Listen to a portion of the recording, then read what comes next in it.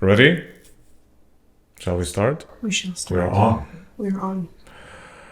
As always, how you feeling?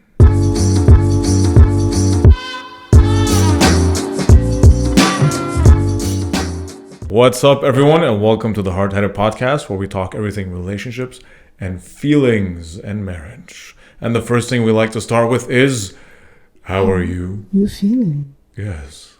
I stole it from you. Oh, you Sorry. bastard. How are you feeling, you viewers and listeners? You can tell us, you can check in on yourself. And you, my lovely wife, how you feeling? Feeling good. Had a very productive week and Agreed. Very busy week. very busy week. We're launching our Lebanese Arabic classes for kids and for adults, and couldn't be more proud and excited. It's a lot of work, though. A lot of marketing. If anyone's listening right now, and you want to learn Lebanese Arabic for yourself or your kids, you know what to do. Head over to our website.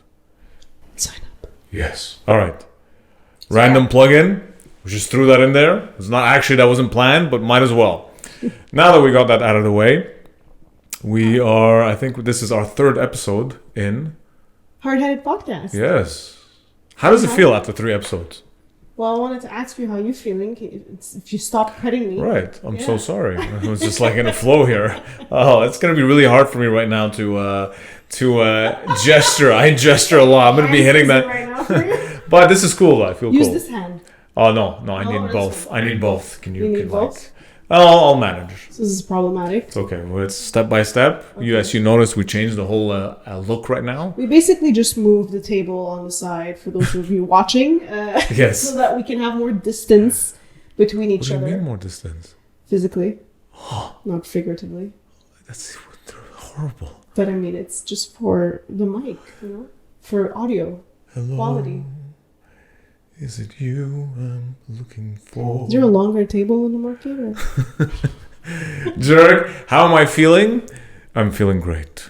Maybe a I little asked tired. you yet. Yeah, you do. You're going to say you're going Yeah, we got you gonna ask me question for me.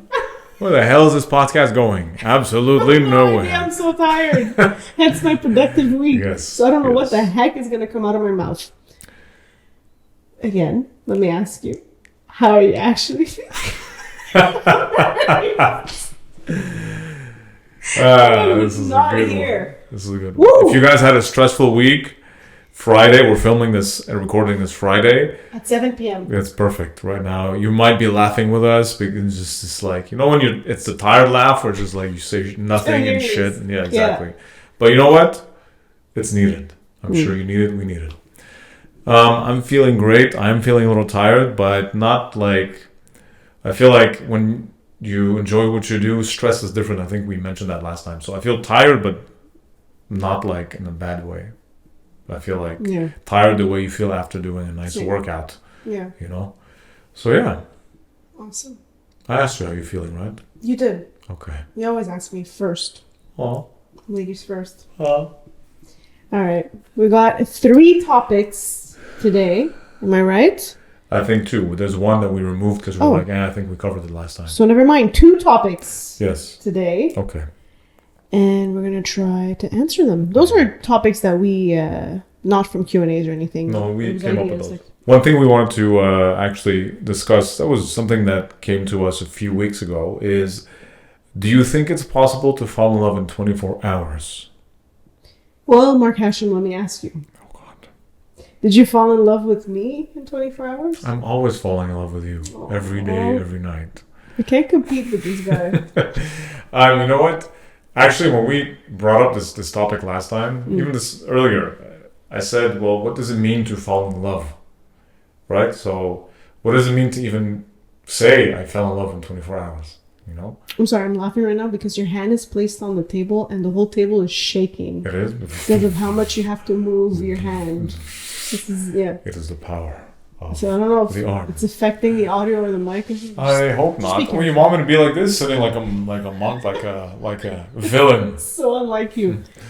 I hope not. Anyway, I'm gonna just be like this. Okay. Okay. So, did I fall in love with you? What I can tell you is, in some way, yes. I definitely connected. I think maybe connected is a better word, because fall in love. I think in a way, love is also like a seed, right? It's something you cultivate. So if the seed itself is love, then yes, that seed was there. Definitely fell in love. I had a big crush on you anyway before that for years. And eventually, I think life made it that we were both able to take that step. Same. So, I mean, I definitely crushed on you before, so I feel like it was just stirring. And you were always on my mind, you know? And then the first time you heard about me or like from your cousin is really because of all of our interests and everything. It's just what is falling in love, because it's really like you said, it's connecting, and you feel like you can connect with this person. Will you like the same things? Will you love the same way? It's more of a it started off with knowing that I could definitely connect with you because of all the things that you do in your life that's very similar to mine. Like, we're in the same field, we had the same interests, we love the same culture, all of that stuff.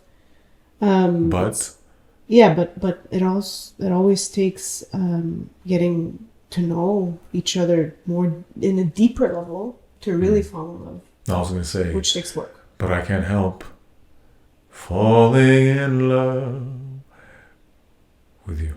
You had to throw that in. Yes. No, but that's, you know what? That song, I heard it from Elvis the first time, and I'm like, I kind of like this. You know, wise men say, only fools rush in and blah, blah, blah. Okay, we can actually explore those very lyrics. Yeah.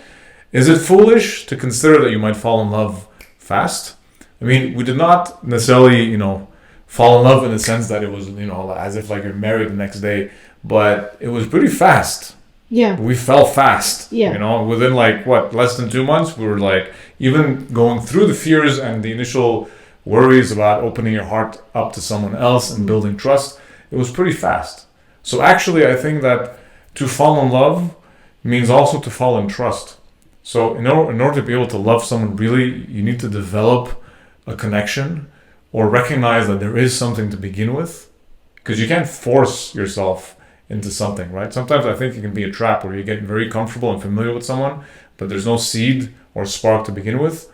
So your love might feel more like companionship. Yeah. Whereas I feel if there's a seed of connection to begin with, then that's what you nurture. And that needs to be understood from the beginning. And you definitely need to build trust. You can't love someone if you don't trust them. I think if you love someone but there's no trust, you're falling, I think, into a trauma bond, if anything. You have trust issues. It's baggage, basically. Exactly. So I think it sounds more like a trauma bond. Yeah. I'm not the expert on this, but at least from what I've observed, that would be more like that. So it might be very imbalanced. Mm-hmm. You're hovering between, you know, intense feelings of infatuation that you think is love and sexual attraction, and then falling into like fear and anger and stuff like that. Mm-hmm. Right? So what you're saying is, you can't fall in love in 24 hours. Well, it's not that. Is what do you mean by falling in love? Like, our love now is stronger than ever, right? So we love each other in a more intense way now than and more deeply than we did on day one, right? Yeah, but that's normal. Yeah, I think you can connect with each other in 24 hours, definitely. We connected very intensely. Oh, yeah. And it's... Sorry, my computer's going crazy. Your computer's going... Right it's taking off right now. For some reason. So I apologize for the extra noise. No, I think it can be cut anyway. Okay. But... Yeah, my point is you can connect with someone in 24 hours, but it definitely takes work in order to fall in love. That's the thing too. Is I think maybe Hollywood has a big part in like misleading people about falling in love, like, you know, love at first sight and things like that. Yeah. I think what love at first sight can be is like that connection at first sight. Like, whoa, it can be physical attraction, but at least it tends to be more than that. When I saw you, it was more than just, whoa, she's really gorgeous. Yes, that was definitely part of it, but it was like I felt something. I felt something familiar with you. We shook hands. The way you shook hands with me, I felt like that was actually more of a connection even, because she shook hands and there was like strength to it. You know, and that I always admired and respected strong women, and I felt right down to the handshake and the way you looked at me in the eyes. You weren't awkward about it, even though you told me that you kind of were crushing at the same time and you seemed shy and stuff. Yeah, because I already knew about you, right? You weren't awkward. You looked me straight in the eyes, said hi. Yeah. I was like, I'm marrying you. Yeah. Although I did feel like I don't know, I call it my curse sometimes, where maybe I see a little ahead, where I really felt like we can go far. And, you know. Yeah, back then, in the first time we met, I wasn't in a mindset that was, I want to be in a relationship and I want to love and all that. Yeah, even though I was crushing on you hard. Until you saw me, like, this man is marriage material.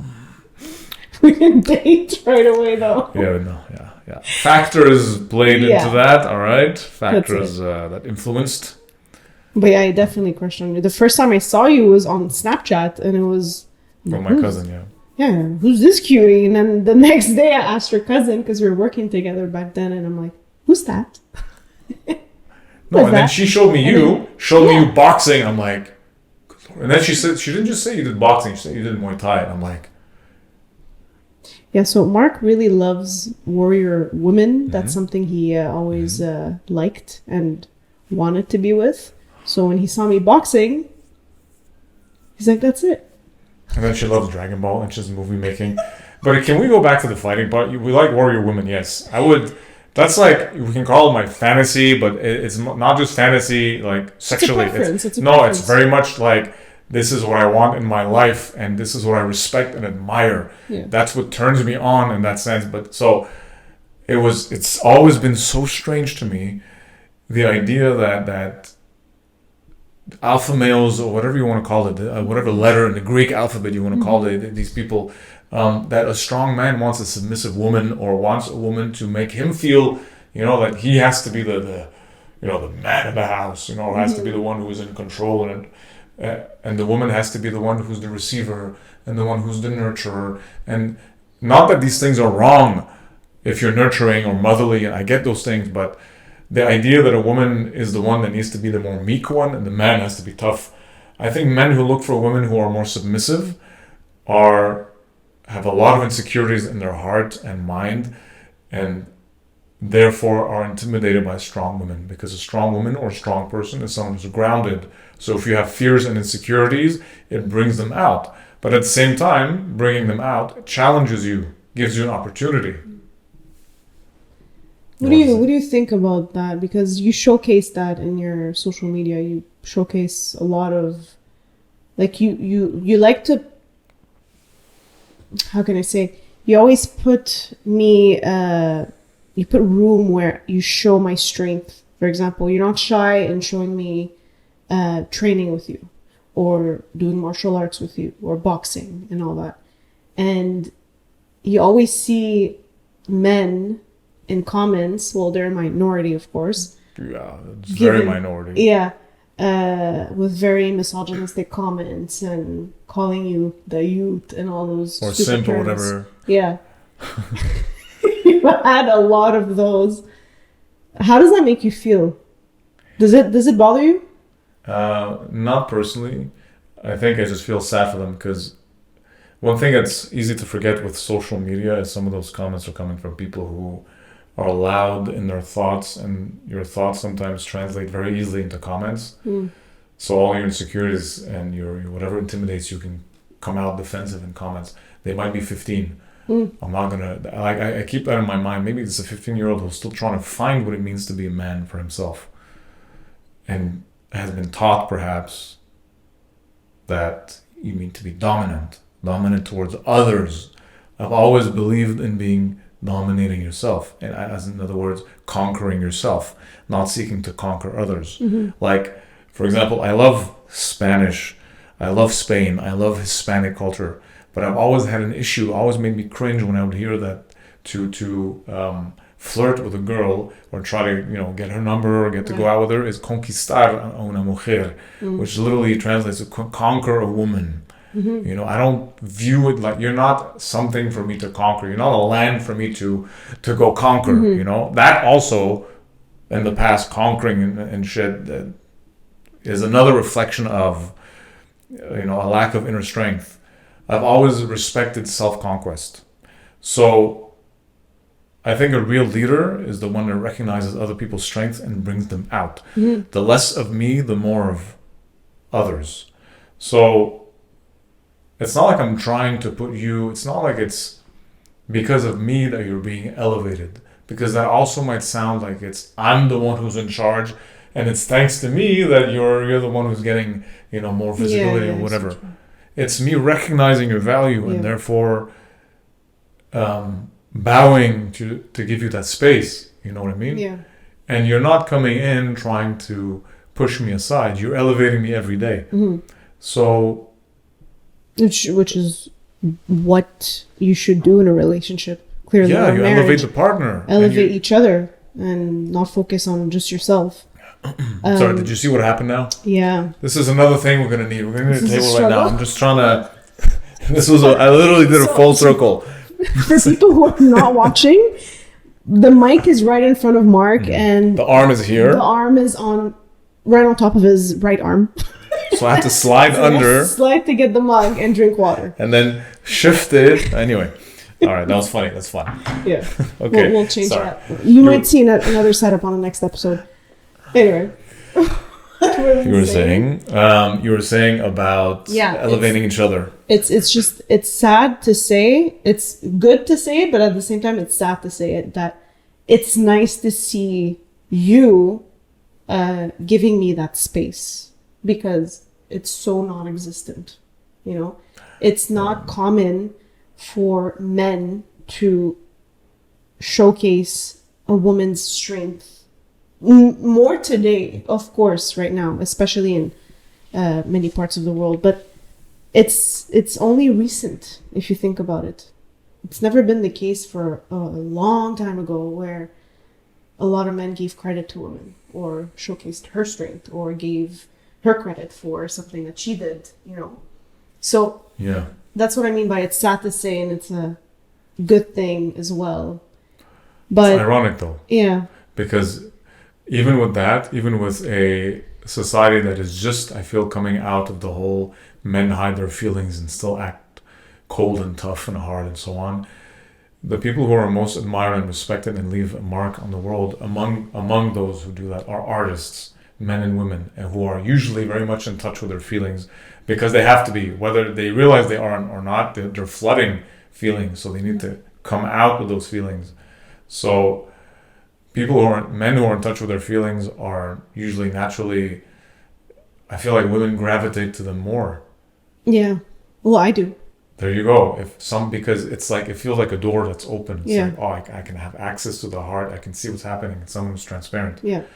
And I feel like in the Arab world, even men who are told to be the provider and the strong, tough, doesn't fear anything, the whole thing. In the Arab world, feelings are strong. People are very passionate in the Arab world. So men tend to be very close to their emotions, despite the whole tough man. Yeah, don't get me wrong. Middle Eastern values are great values. Like the whole generosity and being passionate and being loving and all of that. Those are values I was searching for in a man before meeting you.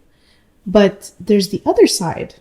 That is, the man should provide, and the man should do this, and the man should I say, dominate, or you should obey your husband and all of that. I never related to that. Even coming from a Middle Eastern culture. You didn't. As a man, I didn't connect with this. Yeah, and you're someone who holds a perfect balance of those values that I longed for and was searching for, and at the same time being comfortable with yourself and your feelings and just being honest and not being scared of what others might think. You're talking about me. Yeah. So, and it was really rare for me to see that. For me to, when I discovered you, I'm like, well, are you an alien? That's the first thing I asked you. Straight out of Krypton. You're like a Middle Eastern Superman. Yes. And did we say that before? Everybody thinks I look like Henry Cavill, Lebanese style. You do. Yes. But it's just funny because there's not a lot of men like that. It's sad to say. You're saying I'm one of a kind? Yeah. Hopefully not, because I don't want to be one of a kind. Yeah. I don't want you to view I'm proud of my values, but at the same time, for me, I'm just a mark, right? I'm not this special person, but I realize that I have values that are, or a state of mind that's grounded and balanced. And I think a lot of men, or especially young boys, when they're navigating from childhood to manhood, like boyhood to manhood, it's a really delicate transition, and it becomes very easy to be drawn into things that satisfy your insecurities or kind of will take you away from what your biggest fears are as a man. So I think it's a very important time in adolescence to be guided. So if I can be an example, especially to that age range, even adult men, you can serve as an example, but even more so to that age range is very important, because you can really go down a road where you become very destructive. And I think the whole thing about being dominant is about control. I think one of the biggest human fears is control. When you're not in control, it feels like you're weak, because it feels like you're at the mercy of your circumstances. Even though faith or like confidence sometimes is accepting that not everything you can control. What kind of control though? Because I'm controlled. Okay, but this is a human thing, right? Yeah. Maybe because it can be ultimately, if things don't go according to plan, it means I'm not in control and things will crash, and I'm scared of that, right? Normally I freak out when that happens. But a lot less than you used to. Yeah. Right? Much more accepting. But my point is with men, the whole thing is to be in control, I look strong. And what can suggest that I'm in control is to control others, namely women in my life. But it's so funny because I was never attracted to that. And growing up, like especially in high school, I have a lot of friends who dated men who were like that, who kind of followed, controlling and wanted to make decisions, and they know best and they're always right, and believe me, no, I'm the man, I can handle this and I can do this, and I would see like girlfriends go through relationships like that, and I'm just like, how are you attracted to this person? I was the only one that was never drawn to this. And I'm sure there's a lot of girls who relate to this growing up, and they've had friends who were in relationships they never agreed on. But I don't know. I'm just someone that maybe I taught myself as well. I always had my standards high, but not in the wrong way. Just more like you knew your values. I knew my values, and I needed more of a partnership, not a dictatorship. You know, it was something I needed and always wanted, a partner. And for me, that's always equal terms and doing things together, not feeling like you're a child in a relationship. Yes, or I'm literally acting like a father. You know? Yeah. You go from the property of the father to the husband. It's so weird. And it's like the woman does everything in the house. Like you're basically replacing your mother and making your partner your next mother. Which to me means you were not shown what it means to be a man. It means you're still a boy. Yeah. But at the same time, you can't blame them because, like you said, they needed guidance, and that's never taught at a young age. And you follow what your parents do, right?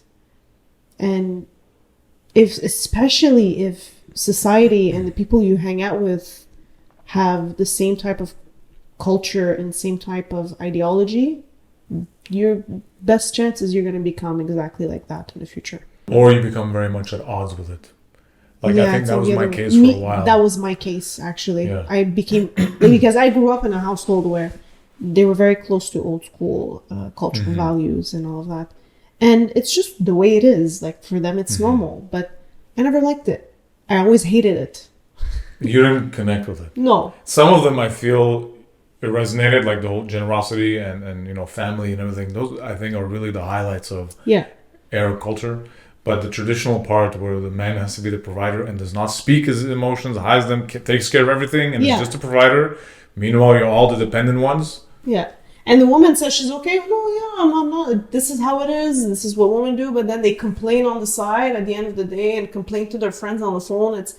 It's just, you see all the links and you're not understanding. Right. It's like, or they become the supposed nagging wife, and the man is the one who's my wife's always complaining. Yeah. Because he has no one he can speak his feelings to, right? Not even his wife. Yeah. So it really, I find it creates like a split kind of relationship. Yeah, exactly. And it's funny, what I liked about you best is you knew household chores more than I did. Like, I didn't know how to do laundry. It's okay. I didn't know how to order at Tim Hortons. This is embarrassing. Okay. I didn't know how to do laundry until we got married. Yeah. And then you taught me. And you knew much more household things, and you clean the dishes with me, you do the laundry, you fold clothes with me, so you also vacuum. And it's funny because I'm so not used to this, because growing up the man never did that type of work. It was always women. Mm-hmm. And whenever you come over, and let's say we go to my parents and we eat or whatnot, they find it weird when you get up and pick up the plates. Mm-hmm. And they've gotten used to it now. They've gotten used to it now, exactly. Even your mom was like, no, let him be Canadian. It's okay. Canadian. They call it Canadian. It's really funny because it's not something common in Middle Eastern culture. Yeah. But that's the thing. One of the things I loved about you the most is you never chose that way. You never chose that path where you're just like, oh. You could have easily chosen that path and become that man that just sits and doesn't work or do anything and lets the woman work. I don't know why a piece of porcelain, a circular piece of porcelain, would be genderized. I don't know why a glass or a mug would have a gender to it. You know what I mean? And I'm not saying if you have your rules at home, yeah, I don't care. It's your life. I'm not saying that let's say at home you live in a way where it's more traditional and the man is the one who works, the woman is the housewife, and she picks up the place. If these are your rules and you are clear about them and happy about it, and you're transparently communicating that this is what I want, you've divided your tasks like that, may you live happily ever after. Definitely. But what I'm saying is to impose it as a standard when it doesn't agree with you, that's when it gets dysfunctional. Yeah, especially if, let's say, you say you're happy and you're comfortable and that's how it is, and then internally complain about it, let's say to your friend or to yourself, you're lying to yourself. That's the trap. It's like you in sports. Yeah. If a girl doesn't want to do sports, whatever. But if you want to do sports, why are you suddenly called a tomboy? Mm-hmm. I always hated that term, by the way. It's no disrespect. It's just the very term itself. It's even worse in French. Garçon manqué, which means failed man or failed boy. Failed boy. Yeah. It's suggesting that to do things that are physical, to play video games, to do sports is a male thing. Yeah. Therefore, if you're doing it, you're more or less not really a girl. Mm-hmm. You're not ladylike. But those are just roles that have nothing to do with like, how can I even put this into better words? That have nothing to do with even biology or gender. It's like, just fucking play soccer if you want to play soccer. Yeah. Yeah, I was someone who played video games my whole life, ever since I was a kid, and played soccer and played basketball, and I was called those terms, tomboy, gamonqué, and became so embedded that tomboy was just how I described myself to friends. But I was attracted to these things all my life. Maybe it's because I did karate since I was a kid. Yeah. So, and I liked seeing girls who kicked. Like, if a girl kicked me, I was like, nice. I wasn't like, you know. I need to punch you in one day. That's right. Did we talk about this before? We didn't. This really happened. Call me whatever you want. That was, I made that request. What was it like within the... You're like, I want to test your punch. I'm like, are you sure? I'm like, no. He's like, punch me. Where, in the stomach? Yes. No, you don't want me to punch you. I'm like, full force? He's like, yes. I'm like, I don't think you want me to do that. And you're like, just do it. I'm like, okay, you asked for it. And I just did it. No, I felt it. I braced myself for it like a true warrior and martial artist. Therefore, I was fine. But it was strong as hell. I wish I could recreate the sound that came out of your mouth. It was worse than that. No, but it was like pain and satisfaction. Yeah. It was like, no, that was a real punch. That was a Saiyan punch. Saiyan punch. It was a Falcon punch. Yeah. I wish there was female Saiyans. There's no female Saiyans. Let's create our own superheroes. Yeah, let's do that. We're actually working on that. Mm-hmm. Secretly. For the future. Anyone who's listening to this and decides to register it, maybe 10 years from now, we'll have a big surprise for you. Oh, yeah. We're not saying anything. Not really just superheroes in the Marvel way. More like, our own story. Not Marvel, not DC, nothing like that. Our own story. Yeah.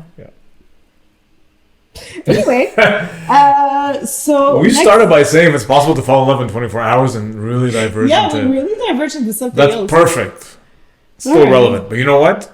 It actually ties into the second point I wanted to say. Excuse me. Okay? I don't know what the hell happened. I had to do it 3 times. All right.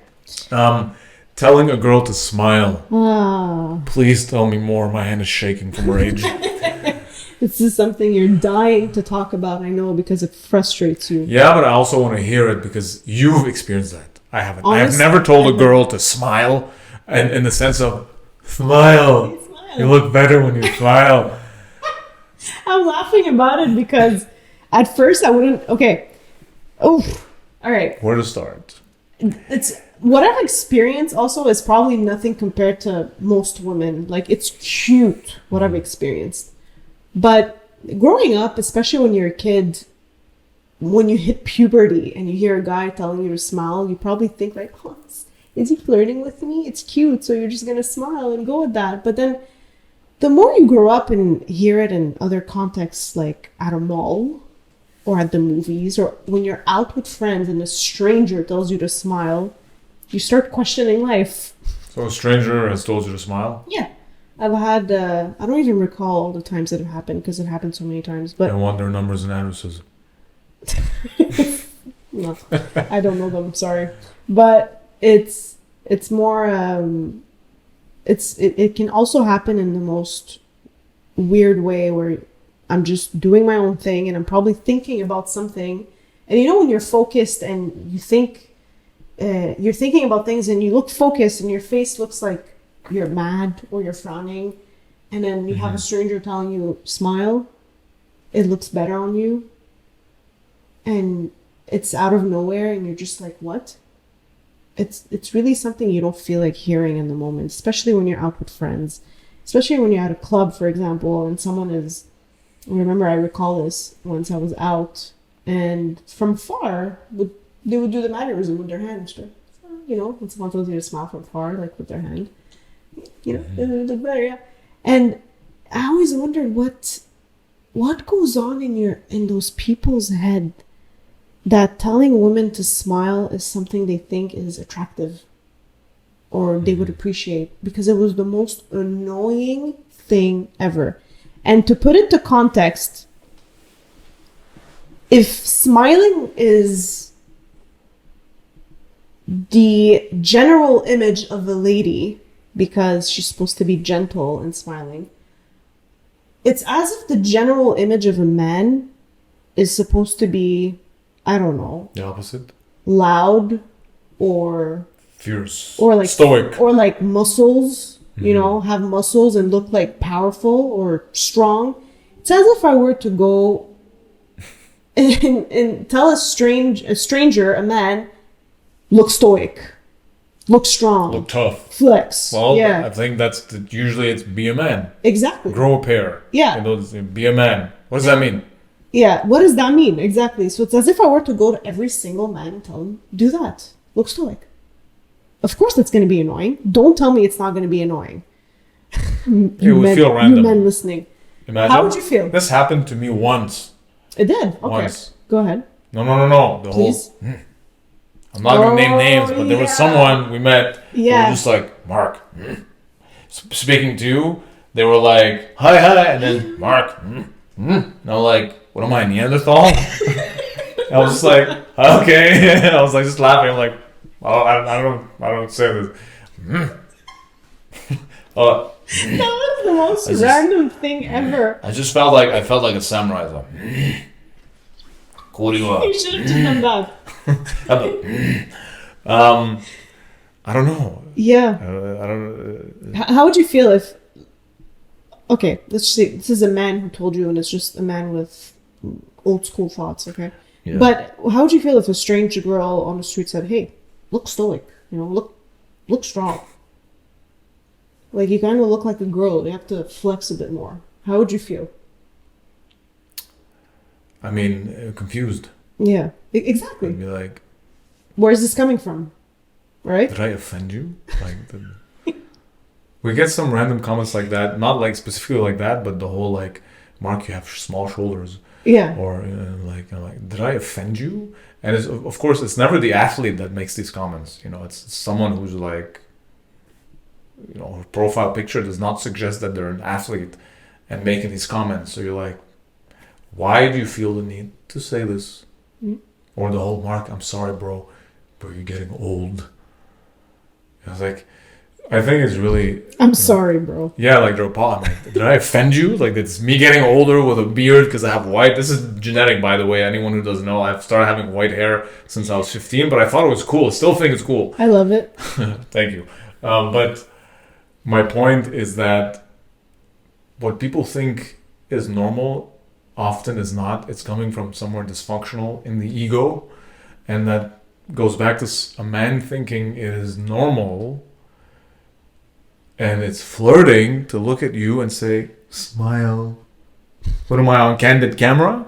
Smile. Okay. I think it's rude. It's plain rude. If in the future our son thinks it's normal, we're going to have a sit down. It's not going to happen. We're going to talk about this. Not that you expect your... If my son were to do that, I'll make him smile all day and hurt his muscles. And he's going to stay that way for 24 hours. No, it's just... It's rude. I think it's assuming that it's like it almost feels controlling. Like they want to control your state of mind what right my now. appearance is. Yeah, exactly. Smile. This is what I want to see on a woman. Mm-hmm. Make me happy. Make my eyes happy right now. Look the way I want you to look. You know what I mean? Yeah. It's just as rude as the whole. You look tired. Because if she decides not to wear makeup or she wants to look a certain way that is not what you expect women to look like, as if they're going out to an event, or they just don't want to fucking put makeup and you look tired. Is everything all right? You know what I mean? It's like it just lacks empathy, I feel. Absolutely. I don't know what else to add to this. Just that I hate humans. No, I'm kidding. Is there something similar we could relate to telling a woman to smile? I'm trying to remember. Actually, yes.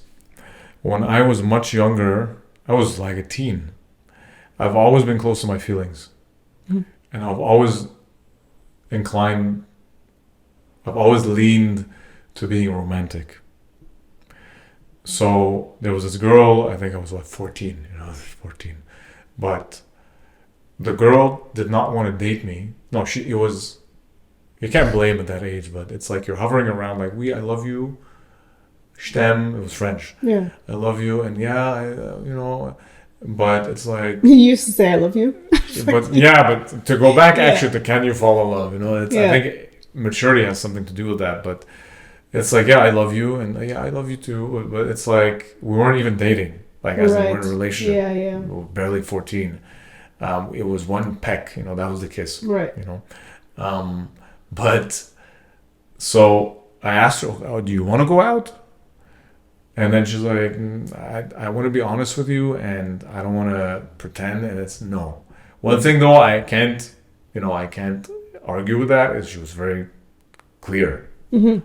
I'm like, all right, very honest, right? There's no circling, right? No, but she's, and her reason was, you are more girl than me. Oh. Because she wanted casual dating. She wanted sex, just like casual sex. Whereas I wanted something of a relationship. Right. So it was just funny at my age at 14 to still, like, I always lean towards something seriousness. I'm like, well, you have to build some kind of value, Mm-hmm. So I think I was starting to understand my values at that age, that I don't look for things that are meaningless. Mm-hmm. And I've been that way since, right? But she wanted something. But it's funny that she called that of me, you're more girl than I am. Mm-hmm. Because I was very feelings oriented and I wanted something serious. So my romance, if you will, for her was girly. And therefore not like, I don't want that. I just want to bang. Man, if you met me at that age, I would have dated you instantly. Yeah. That's all I was looking for. Man, would have been high school sweethearts. Yeah. That was all I was looking for. I was all about sensitive men, if that's what you want to call it. I mean, someone true to their feelings was never a turn off for me. That's something I never related or understood from women. Or girls, for that matter. Who girls who did not like a man who was close to his feelings? I think it's conditioning, because also women are conditioned to perhaps view men in a certain way that they think is strong, which is men who is controlling. And they're told, you, traditionally speaking, at least from what I've witnessed, that the woman must depend on a man. Mm-hmm. So you have to look for a man who seems controlling so that you are safe and secure and have a guaranteed life, right? So it's like they attract each other. Yeah. Each insecurity, the insecurities attract each other. She feels safe with that. Yeah. I never was attracted to any woman who was like that. I was like, I want to see a sword. Where's the strong warrior woman? Or a punch in the stomach. That's right. Yes. Okay, I think we're veering off here. Doesn't matter. Is there another topic we can talk about, or shall we end it here? If we can just close it, do you think it's possible to fall in love in 24 hours? I think it's definitely possible to connect in 24 hours. To connect and understand what kind of person they are or can be. And to know that, yes. And to know, I think that love comes with trust. Yeah. If you trust someone instantly, I think you have to be careful. Even if you can really, like, you connect, you have to follow your really, not just your heart. Your heart can feel just like, it's like your emotions, but follow your gut. Well, it depends, because you were easy to trust. Same. Because we connected. But not just that, because I knew who you were as well, and your cousin told me everything about you. Yes, that helped. So I knew already about your family. I knew about what you did. But that's trust related. My cousin is a source of trust for you. It helps, right? So. And she's a source of trust for you. Same, exactly. So it was the same thing. Was she like Ross? Ross? No, not Ross. My best friend and my. Yeah, no, she's like sister. No, my best friend. No, she said my best friend and my cousin. Yeah, so she was like the Ross in this. No? Wait, I'm trying to recall friend. Ross oh my God. said my best friend and my sister. So it's the same idea. My best friend and my cousin. But she's like my sister. Ross didn't set them up. Oh, yeah, our Ross did set us up. Yeah. She always rooted for us. Yeah. We love you. We love you. You know who you are. Anyway. So. But trust, I think, is a big thing. So yes, we trusted each other, but it doesn't mean we married instantly, Yeah. Like, you still need to build something. It's not just that. It also depends if you've had any past traumas with relationships too, and if you've had a lot of trust issues with an ex-partner. Mm-hmm. It's more understandable if you need to build more trust with someone new. So that's another factor. And we see each other as soulmates too. And I had a very strong feeling of that in the beginning. Yeah. But you still need to let things unfold. Even if you're convinced that this is the person and you're in love with them, I think if you're trying to build something meaningful, you have to take it like you're cultivating something. Yeah. I always love to go back to farming. It's very much, even if this is your seed that's meant to be and it's this golden seed, you can't drown it, you can't let it dry, you gotta carefully and lovingly nurture it and be patient with it. So I think it's very much the same thing with love and relationship. Yeah, definitely. I love that. Huh? All right. Let's wrap it up. Yes. Thank you for listening and supporting us. You can listen to us on Spotify, Apple Podcast, YouTube, and directly on our website, riseprojects.com. That's RYZE. Projects.com. I think that term or that company name is going to be forever ingrained to people who listen to us in your brain. RYZE. Rise Projects. You remember when we used to say, "This is a rising picture"? Because it used to be Rising Picture. It used to be Rising Picture, yeah. But we switched it to Rise Projects. Yeah. And we used to say, so "This is a rising picture." Yeah. So much better. Yes. Rise. That's just much more simple. Mushrooms. I'm really tired. Yeah. Yeah, I think we should end this. Yeah. All right, guys. With that said, we see you on the next episode. Love you all. Take care.